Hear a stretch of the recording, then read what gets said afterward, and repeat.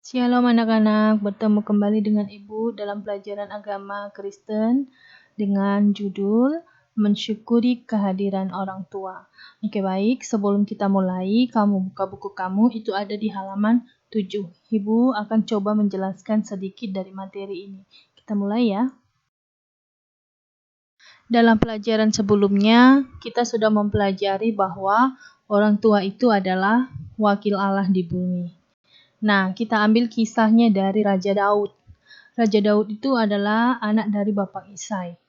Nah, Raja Daud ini sejak kecil dia adalah anak yang taat kepada orang tua, taat juga kepada Tuhan. Sehingga Tuhan memakai dia menjadi seorang yang hebat. Ketika masih kecil, dia bisa mengalahkan raksasa yang bernama Goliat, raksasa yang sangat gagah dan perkasa.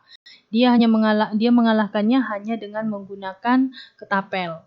Nah, jadi Tuhan memakai dia dan memilih dia menjadi seorang raja terkenal di Israel. Kisah yang kedua, Samuel. Samuel adalah anak dari Elkana dan Hana. Elkana dan Hana sudah lama tidak punya anak. Tapi mereka tetap berusaha dan memohon kepada Tuhan supaya Tuhan mau memberikan anak kepada mereka. Dan dia berjanji anaknya kelak akan diserahkan kepada Tuhan menjadi pelayan di rumahnya. Nah, suatu saat Hana pun hamil dan dia melahirkan seorang anak laki-laki. Nah, mereka berdua memberi nama anak itu Samuel. Nah, hati mereka sangatlah senang karena yang mereka tunggu-tunggu sejak lama akhirnya datang dan menemani hidup mereka. Tapi mereka ingat pada janjinya kepada Tuhan bahwa dia harus menyerahkan anak itu kepada orang lain supaya bisa dididik menjadi pelayan di rumah Tuhan. Nah, tapi mereka tetap menepati janjinya ya. Jadi mereka menunggu umur Samuel itu agak besar sedikit. Kamu lihat seperti ada yang digambar Ibu tampilkan. Nah, yang kecil itu namanya Samuel. Ayah dan ibunya Elkana dan Hana. Dan yang berdiri itu adalah Imam Eli. Nah, mereka mengantarkan Samuel kepada Imam Eli. Nah, Imam Eli menerima Samuel supaya bisa dididik menjadi pelayan di rumah Tuhan.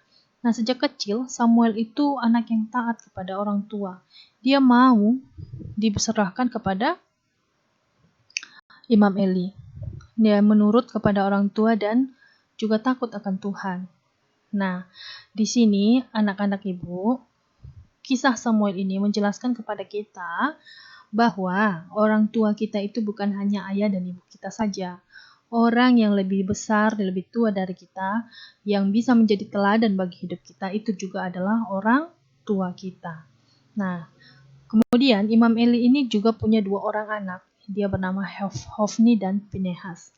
Hofni dan Pinehas bukan anak yang taat kepada orang tua dan juga Tuhan. Oke baik anak-anak, jadi kesimpulannya orang tua itu adalah wakil Allah di bumi. Orang tua itu bukan hanya ayah dan ibu kita, dan orang tua itu adalah orang yang lebih tua dari kita, dan mereka bisa menjadi teladan bagi kehidupan kita.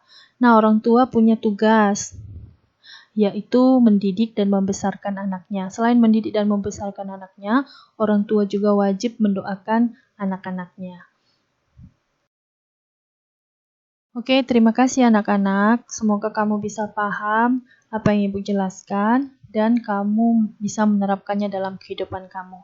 Nah, tugas kamu itu ada di halaman 8. Halaman 8 itu ada gambar bingkai foto. Bingkai foto ini diisi foto orang tua kita dan kamu tuliskan di samping foto itu atau di bawah foto itu doa untuk ayah dan ibumu.